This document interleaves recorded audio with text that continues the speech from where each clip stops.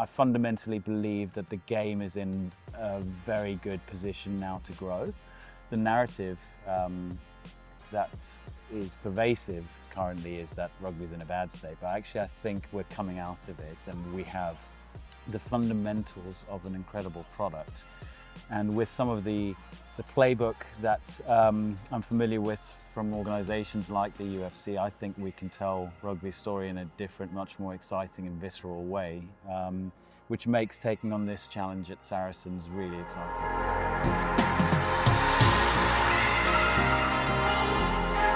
Well, welcome to the show, Charlie. It's a pleasure to have you on. To sort of kick things off, and for the fans at home that might not be familiar with who you are, could you give us sort of just a quick introduction on your background and how you found yourself in this role with Saracens? Yeah, sure. Nice to meet you, Hamish, and thanks for having me on. My name's Charlie Beall. I took over as CEO of Saracens about a month ago, and I joined the club from TKO, which is the holding company that includes the international marketing agency IMG, but also two very popular leagues in their own right, WWE and UFC. So I come with a track record of advising sort of large leagues, teams, federations and other rights holders on how to grow their commercial business, grow their audiences. So I have a track record of sports marketing, but I've always been a passionate rugby fan, and I fundamentally believe that the game is in a very good position now to grow. The narrative that is pervasive currently is that rugby's in a bad state, but actually I think we're coming out of it and we have the fundamentals of an incredible product. And with some of the playbook that I'm familiar with from organisations like the UFC, I think we can tell rugby's story in a different, much more exciting and visceral way, which makes taking on this challenge at Saracens really exciting. Yeah, it's definitely an exciting journey to be part of. Yeah. Amazing. So, Charlie, with that said, what made you choose rugby and why was it Saracens? Well, I mean, ultimately, you choose jobs that are available. So, it's not as if it was entirely my choice. I had to make a very good and compelling argument to our ownership that I was the right person to take on this challenge. But why the challenge appeals in terms of rugby and Saracens. Saracens is a storied club. We are going to be 150 years old next year. So we have massive and deep roots in our community, which is North London, Hertfordshire, Essex and Kent. And we've got a storied history. We've had ups and downs, clearly, but we've got an established fan base. We've got a great footprint here at StoneX Stadium on which to grow and expand. And so, and most importantly, we've got an incredible coaching and player base. You'll know our marquee players like Maro and Owen and Jamie and Theo and others, and forgive me for not naming all of them. But we've also got an incredible crop of players coming through our academy system, which gives me a lot of hope for the future of our team. So there's a lot to like, and I think if we get a little bit more innovative, we've always been a pioneering club on the field, but if we get a little bit more innovative off the field in the way we market and tell our story, I think we can win new fans as well as retaining our existing fan base. I completely agree. It's so lovely to hear you talk about the academies and, the up and coming stars and talent. I mean, you don't always see clubs prioritise in the same way. So yeah, it's really exciting to hear. Yeah, there's a number of ways in which you can build a team, but we strongly believe both on the playing and on the non-playing side in building from within. We promote people from within. We look to our own academy structures to develop players. That's part of our ethos. So you mentioned marquee players there, and you signed the same week as Owen Farrell. How important are marquee players and stars within rugby, and how do they drive the business of a club? And rugby traditionally being a team sport, how do you strike that balance between team but also stardom between the players? It's a good question. I think it's fair to say that my announcement didn't do quite the numbers that Owen's announcement did, but marquee players are really important whichever sport you're involved in, there's a lot of research to say that younger fans in particular are attracted to players and will often move their allegiances from club to club when players move. So they're undoubtedly an essential part of the game. In terms of rugby's culture, it's something we do need to address. I don't think you need to throw the baby out with the bathwater, though. So if the ethos of team, respect and humility help you build a cohesive unit, you need to respect that. But what we need to be allowed to do is present players and make them feel comfortable to present themselves in an exciting way. But that has to be particular to the player. Not everyone is media friendly or media savvy or comfortable in front of a mic. And so we need to present them as the gladiators, as the athletes that they are, putting their personality, their names and profiles at the forefront in a way that each of them feels comfortable with. So I think we need to double down on behind the scenes access and giving our fans an insight into those players and their lives, as well as the places we go midweek in training, and how we prepare for the on the pitch stuff. Because that's ultimately what gives fans a reason to care. So what we're doing now is we're fighting in an attention economy where ultimately we have a great product in sport, but we know many sports are winning fans because of the way that they're presenting their people and the stories around those people. The classic example is Drive to Survive, where the multiples of their revenue went up because they took the helmets off those drivers and they distributed that content on an incredible platform like Netflix. So those drivers and their stories became well known to more people. That's the playbook that we need to do with rugby, and we need to do that in a way that is not inhibited by that humility that is part of the game. So I think that requires some nudging. You know, there are some people in the ranks around coaching and in the playing staff who are not necessarily comfortable with that approach, but over time, it's where we need to go. What do you think is rugby's equivalent to Drive to Survive? So, do we have a Drive to Survive equivalent? Not yet. Does it need to be a Netflix docuseries? No. It just needs to be relevant storytelling. So that could be a YouTube approach, a TikTok, a vertical video, a short form series. It could be anything. But it's important to start thinking about our product as not just an on-the-pitch product. It's fandom comes in all shapes and sizes, and people have different on-ramps to fandom. Some people come to a sport because they love the venue, the atmosphere, sitting with friends and family. Other people, they love the stats. Other people like it because they can place a bet. Other people like it because they relate to the stories and the universality of the underdog overcoming adversity. You know, those kinds of universal storytelling mechanisms are what we need to bring to sport. Whereas I think, rugby has traditionally spoken to rugby about rugby. Yeah. And we at Saracens talk about having a beyond rugby positioning, not because it's any disrespect to the product, it's fundamental to who we are as a club. But if we're going to grow, we need to think beyond rugby. Bigger picture. Yeah. I love that concept beyond rugby. I mean, you don't really get to see everything that's outside of the pitch. And I think that is really what builds those fan bases, and it's what people want to see at the end of the day. And I think it's really inspiring to hear the approach you're going to have this season and how that's going to change the picture of rugby. And it allows us as fans to get to know the players off the pitch as much as on the pitch. It's who we want to come and support. We want to buy into their story of who they are as people as much as what they're like off the pitch. How do you see Red Bull coming into the sport of rugby? What doors does that open? And how do you see it sort of, let's say, developing and helping to grow the game? What opportunities does a big brand like Red Bull coming into the Premiership or the Prem Rugby League, what opportunities do you think that brings and what doors does it open? Yeah, a very good question, and one I get asked a lot. I think it's fundamentally an extremely positive move for the league as a whole. Red Bull have had extraordinary success in other sports. They're world-class marketers. They have a global and progressive outlook. they're going to do great things with Newcastle, and they're going to set standards. I think Saracens are going to set standards as well, by the way. So I don't think they're going to be the only ones leading the pack. But if they set standards that we are required to go and chase, that can only be good for the sport and for the league itself.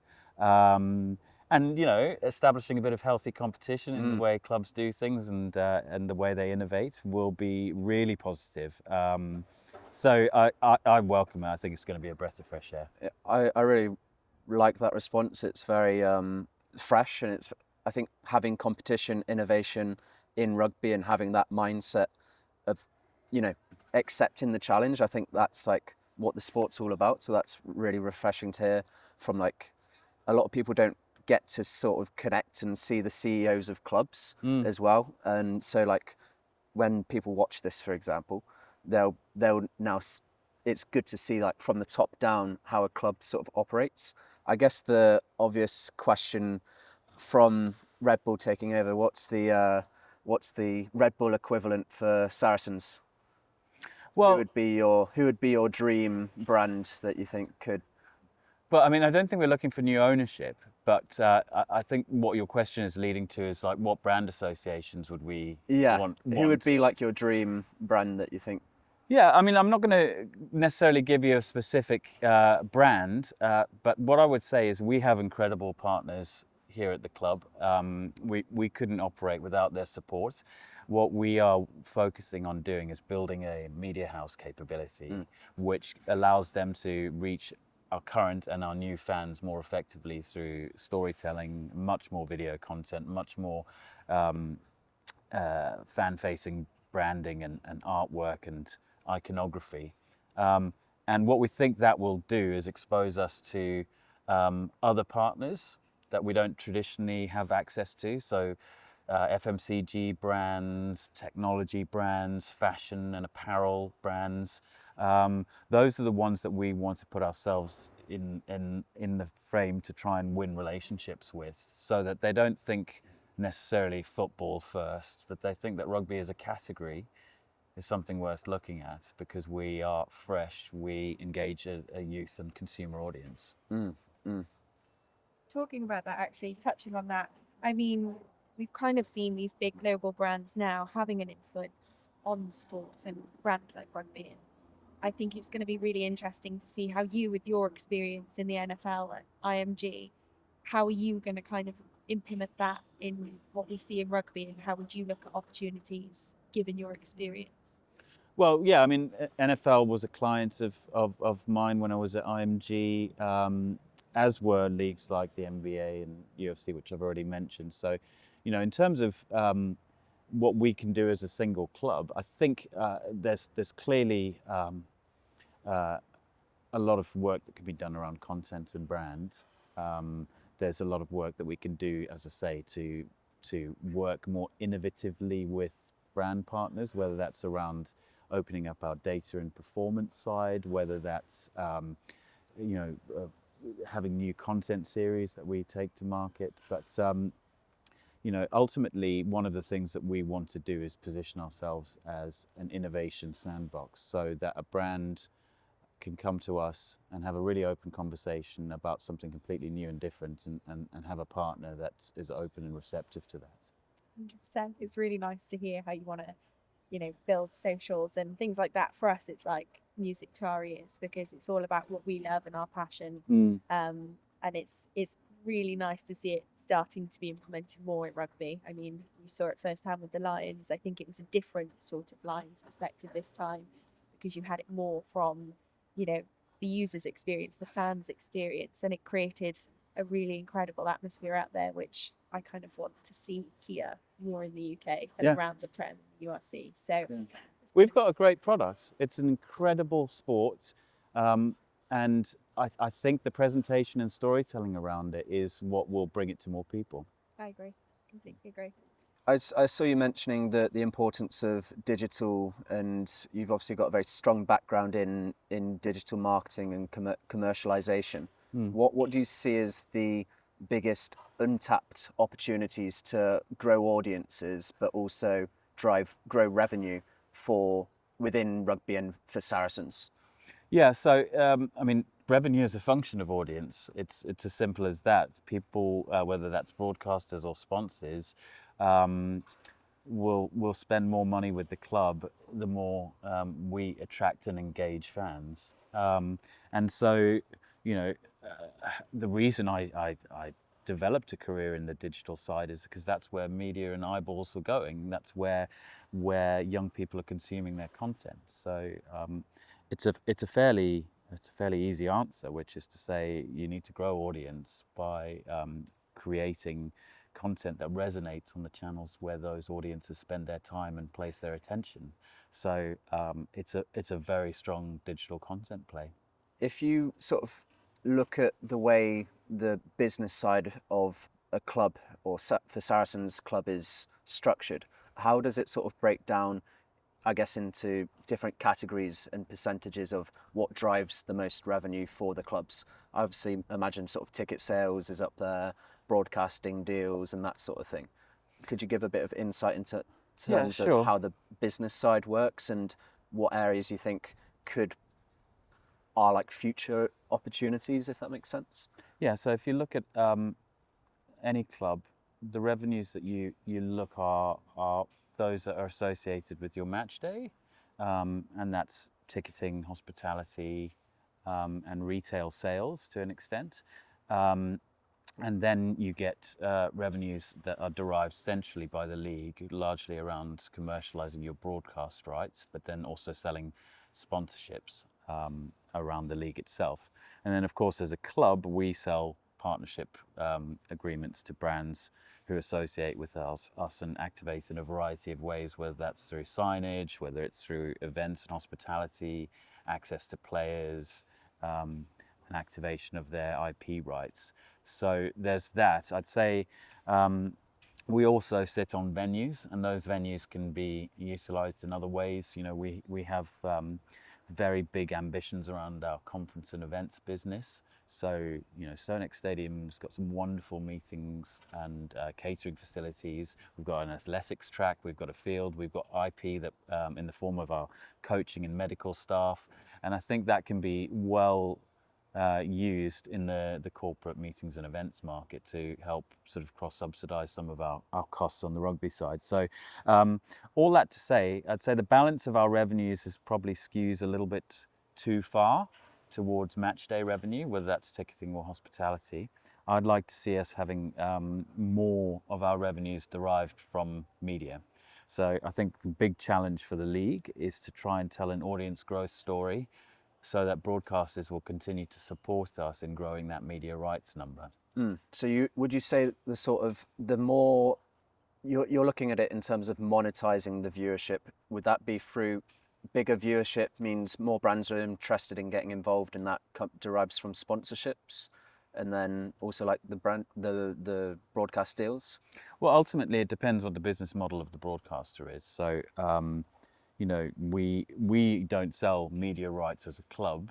PRL does as a league, and you know, depending on who takes our media rights, they will either monetize that through advertising on a free-to-air basis, or through subscription on a pay TV basis, or a combination of the two. And then does the club get take a cut of that back from how they've monetized Yeah, correct. it? So the league centrally will do a deal, and then that money is distributed to the clubs after the league takes its sort of central allocations. And what sort of percentage would go back to the club? In terms of the central media rights deals, Yeah. I think it's evenly split between the clubs. Okay, yeah, nice. Between the clubs from the 100%, or? Well, I'm not entirely sure what the dispersions are, so that's probably a question to put to Simon Massey-Taylor and his teams. True. But there is obviously a number that comes off the top to cover the central league operations before distributions are made. And how does sort of the commercial model of, let's say, Prem Rugby and clubs within the Prem sort of compare to Top 14 and the French league? Because obviously I think that's seen as quite a well commercialized league at this point. Yeah, I mean, ultimately, the league is doing well in France because of a very favourable deal that Canal Plus and Top 14 have, and that does mean more revenues will flow through to the clubs from media. than currently is derived in England, and that's something for us to work on. But ultimately, these things are also based on cycles and competitive tension within the broadcast markets, so they're very difficult to compare like for like. Fair enough. Fair enough. Amazing. So circling back to a little bit about yourself, Charlie, moving over from South Africa, how are you going to use that South African heritage and implement it in the rugby we see at Saracens? Well, you're right. I did grow up in South Africa, but I moved here in 1996, so I've been here a while. Quite a while. So yeah, some people say I've slightly lost my accent, but I do have a heritage. And there's a great deal of connections between Saracens and South Africa. We've had ownership connections. We've had obviously very famous South African players come through our doors and serve the club in a variety of ways. And we have a very strong working relationship with the Sharks from Durban, who coincidentally were my sort of boyhood team.